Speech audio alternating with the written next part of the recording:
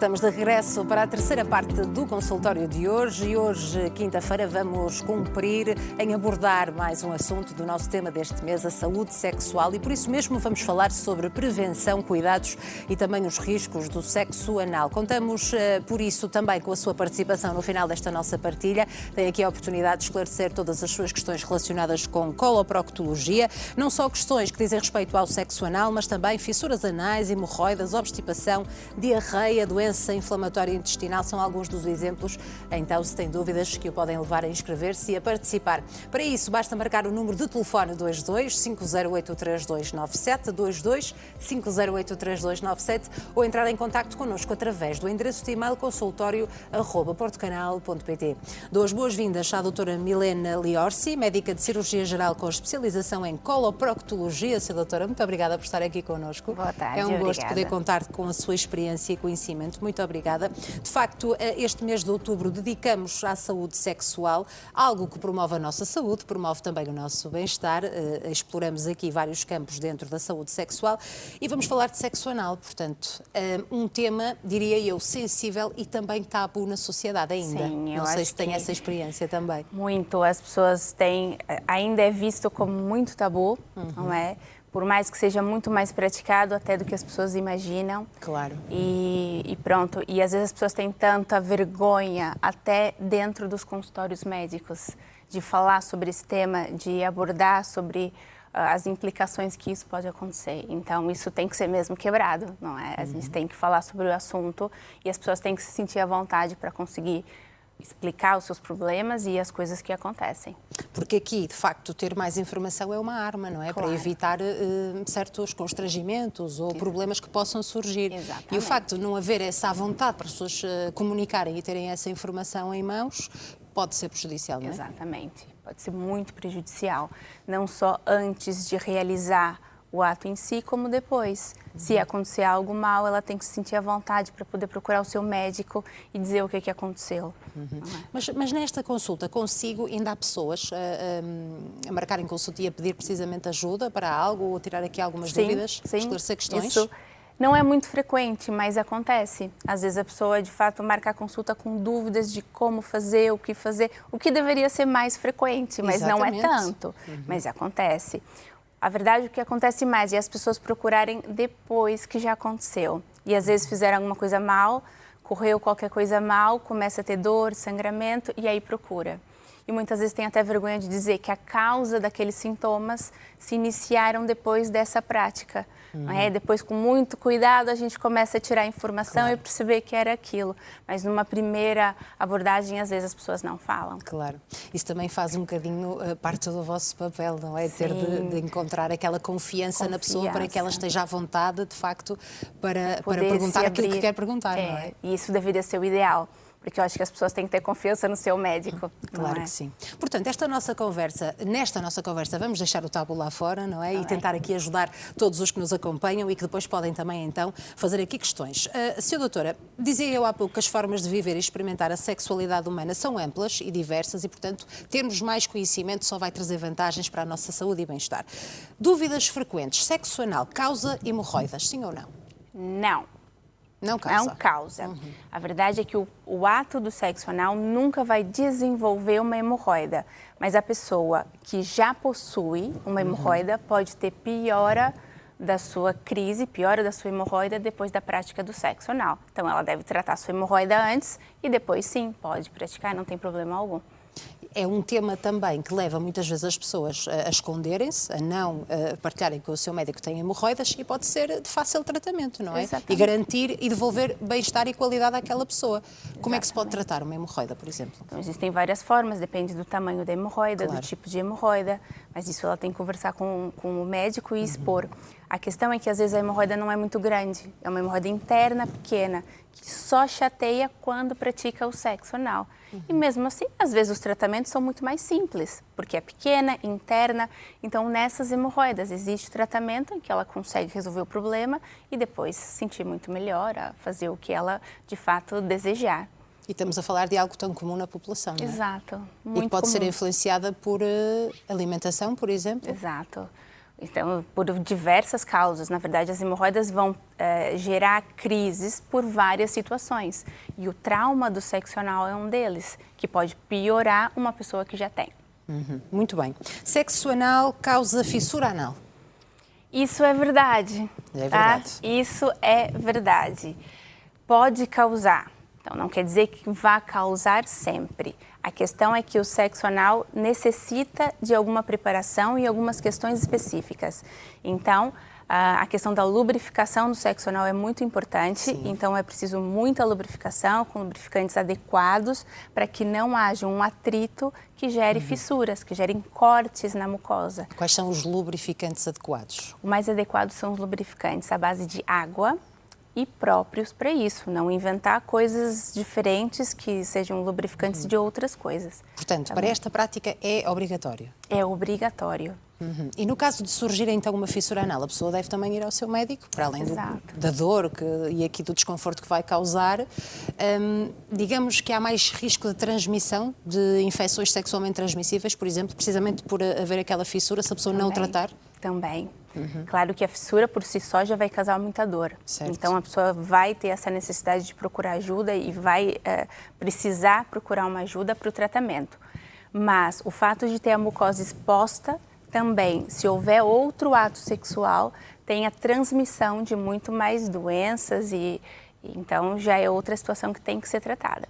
E já agora, se o lubrificante deve ser obrigatório, a utilização do preservativo também? Também. E a questão do preservativo no sexo anal, ele é tão importante e até, claro, é sempre importante usar o preservativo com relação às doenças que são transmissíveis pelo ato sexual. No sexo anal, isso acontece até de uma forma mais intensa, porque existem microfissuras maiores que podem levar a essa transmissão.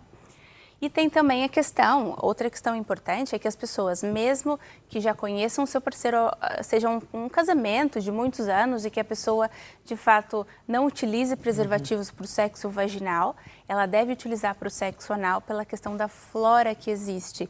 Porque muitas vezes a pessoa vai fazer o sexo anal e depois pode haver o sexo vaginal e existe uma transmissão de flora intestinal para flora vaginal, que são coisas diferentes. Claro. Então, precisa existir essa proteção, precisa ser coisas separadas e o preservativo ele é fundamental no sexo anal. Pode, nas mulheres, por exemplo, dar origem a infecções? Infecções urinárias, infecções na questão ginecológica, claro. Então isso precisa, esse cuidado tem que ser feito.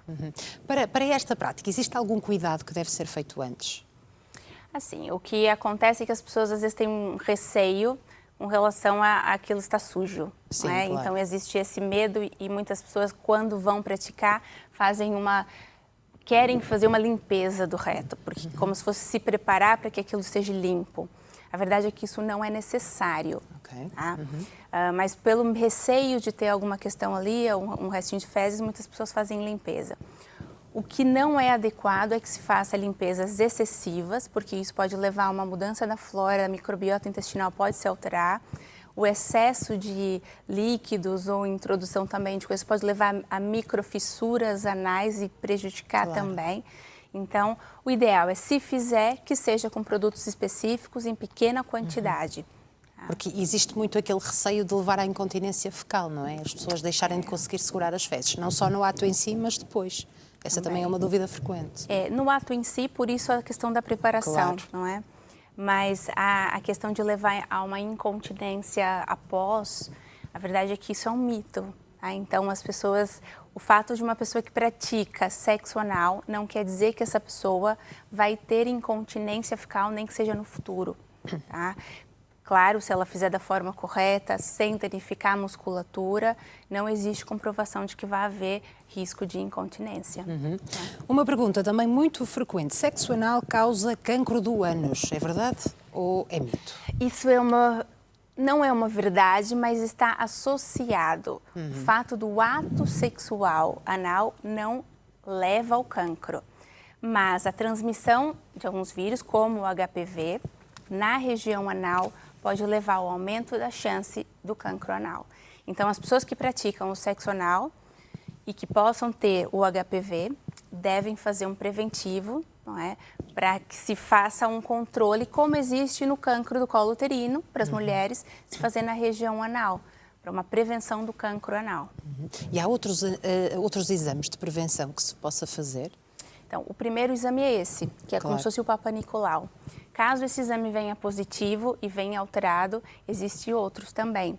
Como um outro que a gente, assim como existe a colposcopia, que aumenta também a imagem, identifica pequenas lesões, pode-se fazer uma colposcopia da região anal. Existe também. E aí identifica-se, sim, lesões muito iniciais em que se já pode tratar. Portanto, aqui o uso do preservativo também é quase obrigatório, não é? O preservativo é obrigatório, sempre. Mas agora, a questão do HPV, mesmo com o uso do preservativo, ele não previne 100%. Claro, porque estão em contacto, não é? É As toda a lesões mucosa. E então, o HPV também é muito frequente na população. É muito, muito frequente. Que tipo de cuidados, outros cuidados é que as pessoas podem ter? Neste caso, de forma de prevenção mesmo. E como dizia, e bem, mesmo tendo uma relação e conhecendo bem o seu parceiro, não é? Há outros exames de prevenção, cuidados que a pessoa possa ter? Assim, a questão do sexo anal tem esse cuidado que é os exames preventivos. Em termos de exames, é basicamente isso. Não tem outros exames que a pessoa precisa fazer. Agora, ela tem que ter esses cuidados no ato sexual, com relação à lubrificação, o preservativo e o relaxamento da musculatura. Porque é muito diferente um sexo que envolve a vagina do ânus, porque a nossa região anal tem duas musculaturas. E essa musculatura, ela precisa ter um relaxamento para que haja o ato em si. E se não houver bem esse relaxamento, pode haver sim lesão da musculatura, as fissuras, os traumas. Então, precisa haver esse relaxamento. E isso pode levar a todos estes problemas que aqui falamos, todos esses problemas que falamos. Então, claro. É outra questão também que é um pouquinho de tabu, até em casais, porque muitas vezes isso tem muito a ver com o sexo anal na mulher, né? Porque quando a gente fala de sexo de homens com homens, isso já não tem tanto, porque existe o desejo dos dois. Mas às vezes a mulher não tem o desejo, mas faz, porque tem um relacionamento estável, por amor ao seu parceiro, ao seu marido, ao seu namorado. E às vezes aquilo não é algo que ela deseja. Então, isso pode levar, sim, a ela não conseguir um relaxamento, aquilo vira, de fato, algo que não é desejável. E isso é muito ruim. E neste sentido, no caso de uma mulher querer estar mais informada e querer ter a sua saúde em dia, já há mais essa procura por esta consulta para tentar saber o que é que pode fazer, não é? Exato. Até porque pode ser algo que vai criar muita ansiedade precisamente a essa mulher, não é? Exatamente. Até pode querer, mas ter ansiedade pelo momento. Ela até pode querer, mas tem tanto receio, da dor, tanta coisa envolvida que ela tem muito medo. Muito medo. E, portanto, essa conversa, essa partilha com o seu médico vai fazer com que a pessoa relaxe um bocadinho, entenda os riscos e também, neste caso, os benefícios, não é? Sim, e se é o desejo dela e do casal, e se é consensual, e sim, fizer da forma correta, tem tudo para correr tudo bem. Muito bem. Sra. Doutora, muito obrigada por esta explicação e pela sua presença aqui no consultório. Vamos agora ouvir as dúvidas dos nossos telespectadores. Acho que conseguimos passar a mensagem lá para casa, deixar acima de tudo o tabu lá fora, como de resto fazemos com todos os temas que abordamos neste programa dedicado à sua saúde e bem-estar e, portanto, agora queremos ouvir a sua pergunta. Tem aqui a oportunidade de esclarecer a sua dúvida, não só sobre sexo anal, mas precisamente como estamos com a doutora Milena Liorsi, médica de cirurgia geral com especialização em coloproctologia, pode também entrar em contacto connosco para esclarecer aqui dúvidas relacionadas com fissuras anais, hemorroidas, também obstipação, diarreia, doença inflamatória intestinal. São estes então alguns dos exemplos que podem levá-lo a participar. 22-508-3297 é o número de telefone que pode marcar para se inscrever, 22-508-3297, ou se preferir, se for mais fácil para si, entrar em contacto connosco através do endereço de e-mail consultório@portocanal.pt. Vamos fazer um curtíssimo intervalo. Até já.